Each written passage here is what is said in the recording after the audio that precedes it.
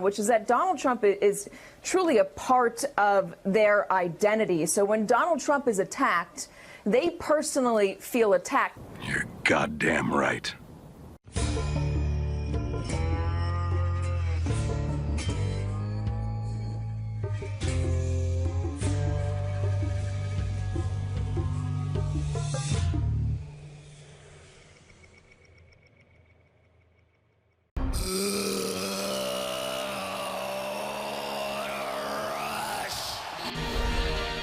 And I'm back now with my fellow road warriors, Katy Tur, Casey Hunt, and Jacob Soboroff joining us as well. We are the road warriors! We're going to start with you because you have some interesting new reporting on a group of voters that have loomed large, certainly the last 4 years, Donald Trump's base.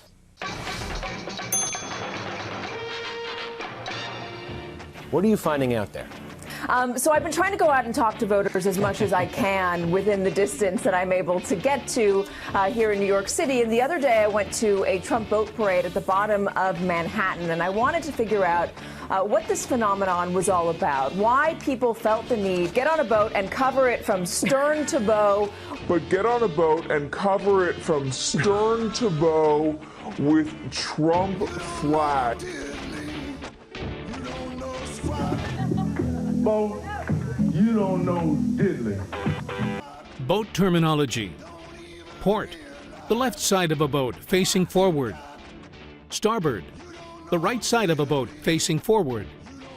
Bow, the forward part of a boat. Stern, the back part of the boat. But get on a boat and cover it from stern to bow. Bow. Ah, good. Stand about. No. Bow. Up. What, up front? Yeah. With Trump flag. You stupid. What compelled you to do that? Wrap yourself in Donald Trump, and it lined up very closely with what I found in 2016, which is that, and perhaps even more intense now, which is that Donald Trump is truly a part of their identity. So when Donald Trump is attacked, they personally feel attacked. And you know this, man? Take a listen to some of the questions and answers that I got from some folks just the other day. I have not been able to enjoy this presidency. They just keep pushing. You know, like he won, get over it. You know, so I'm not antagonizing. I love that he's president. You know, like why can't I enjoy that? You think he's a part of your identity? Is he a part of my identity? Yeah, I mean, like, did you wear George Bush shirts and come and do George Bush parades and wave George Bush flags? But I didn't need to because the press wasn't so hard on George Bush. I mean, they don't want to spin it so great for him or anybody else. Do I feel victimized? I live in Manhattan. I live in the Upper West Side. Every moment when as soon as I walk out the door, people get political on me. From the second I walk out, I go into a bar. Get out. You're not welcome here.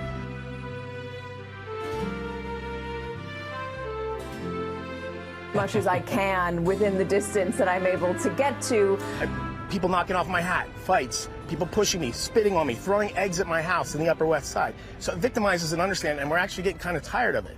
So this is really important for this coming election, not just for Donald Trump, but for Republicans in general. Take a look at this poll from NBC News and the Wall Street Journal, and it shows you when you ask Republican-leaning voters and Republican voters who they identify with, the Republican Party or Donald Trump, the majority, almost the majority, say that they identify as President Trump supporters. That is correct. A lot more than those who say they identify as GOP supporters. And among those who identify as Donald Trump supporters say that they approve of him 99%. There's also this, which I saw during 2016. You're seeing it a lot again now. This shirt, if you don't like Trump, you probably don't like me. And I think it's important to keep this in mind because the support is so fervent, it is so cemented, because, again, for them, it is about identity. Trump is who they are. And so they're going to go out and vote for Donald Trump no matter what.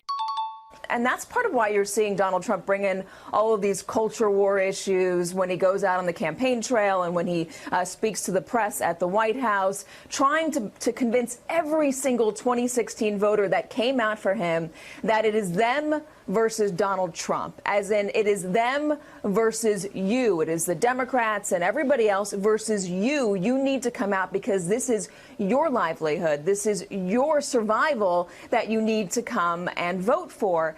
We've got to get people to vote. If you care about our legacy, realize everything we stand for is at stake. All the progress we've made is at stake in this election. My name may not be on the ballot, but our progress is on the ballot.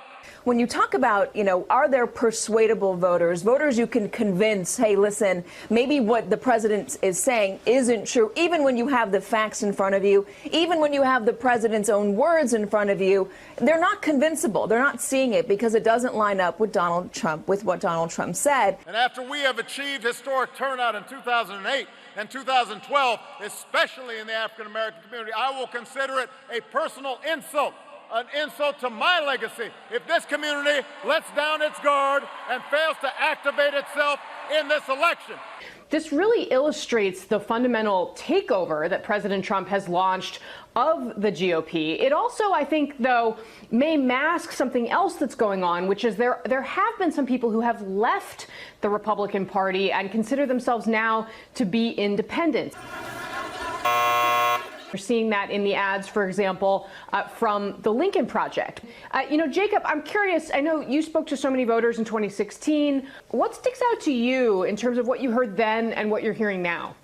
This is making me very wistful, Casey and Katie and Steve, because I've been stuck in my laundry room for much of this election. And honestly, when we used to do this together and we used to be out and be able to speak to so many people. He's a soy boy.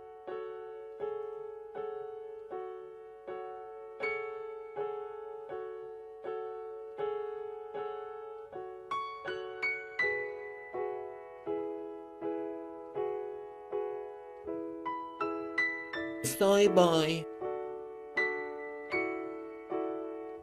We used to be able to understand what life is really like, and I think COVID has made that so hard for people who are in our position. And the reality is, what I wanted to do is go back. There were people who were Democrats, obviously, who were given a look at Trump because of the state of affairs in their areas.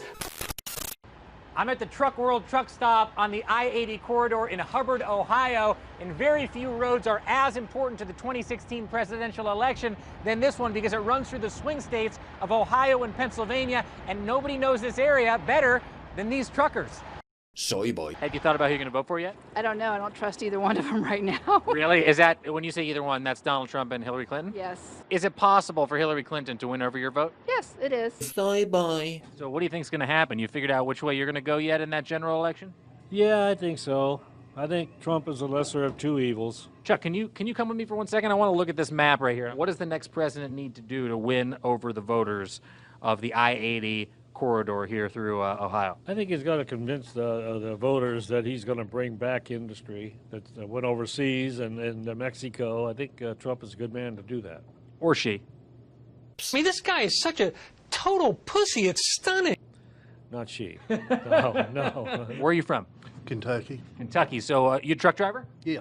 What kind of truck do you drive? Kenworth. And 16-wheeler? 18-wheeler. 18-wheeler, yeah, 18-wheeler. Excuse me. I don't know anything about trucks. Imagine my shock. Bow. Who are you going for in November? I'm going for Trump. Donald Trump. Yeah. Can we check out your truck by any chance? Yeah, sure can. Cool. When you pull the air horn, where is that? Right here. Can I do it? Yes, sir. If you say it. Here we go. Soy boy. Euclid, Ohio. Cleveland Range, they make steamers, food steamers, has left. They're out of the country at this point. Both Democrats and Republicans economically have failed these parts of the country. What do they do now? It's a question that so many voters will be thinking about, and obviously it's going to come into play. Look, I live in LA. There are 60,000 homeless people sleeping on the streets here. It's an undeniable fact that neither party has been able to solve the economic crisis, that inequality continues to grow, and it's an issue, obviously, that I'm keenly interested in, and I think that, we'll see play an outsized role, as you guys know well, in the election. Steve? Yeah, no, that's really interesting, Jake. I'm watching that video of your interview from 2016. They got the little label on the screen that says 2016, and I know it's not 2020 because neither of you were wearing masks in a car. So it was one of those little signs of how much things have changed in this campaign.